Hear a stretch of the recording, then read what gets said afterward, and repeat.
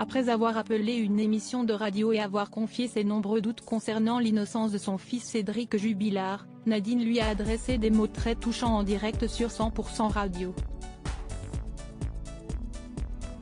Une déclaration pleine de tendresse, de bienveillance et d'amour.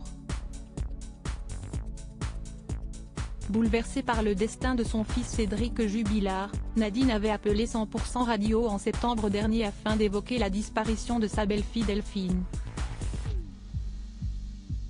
Sous le choc, celle qui s'était dite persuadée de la culpabilité de son fils dans cette affaire avant de finalement se rétracter a adressé une belle déclaration d'amour à son fils incarcéré depuis juin dernier à la prison de Cesse. Ce que je voudrais dire à mon fils aujourd'hui, si esti que je l'aimais, que je suis sa maman, que je l'aimerai toujours et que je serai toujours là pour lui. J'espère juste que la vérité va éclater et vite. A-t-elle confié avec affection.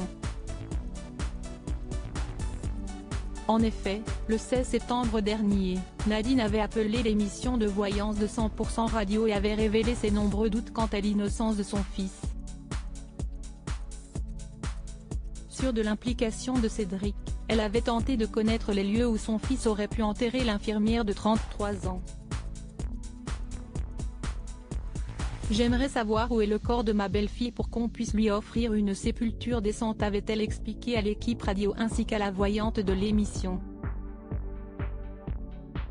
Très proche de ses petits-enfants Louis et Elia, fruit de l'amour entre Cédric et Delphine Jubilard, Nadine les voit régulièrement au domicile de la sœur de l'infirmière chez qui ils ont été placés.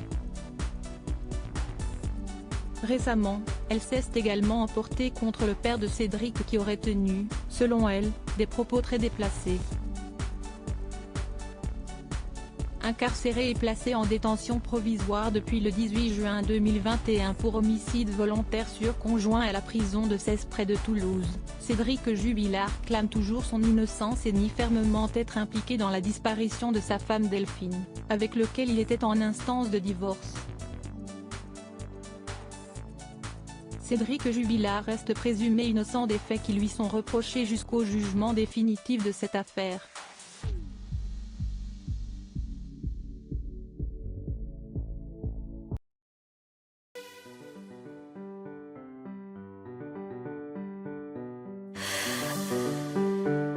The man I love just had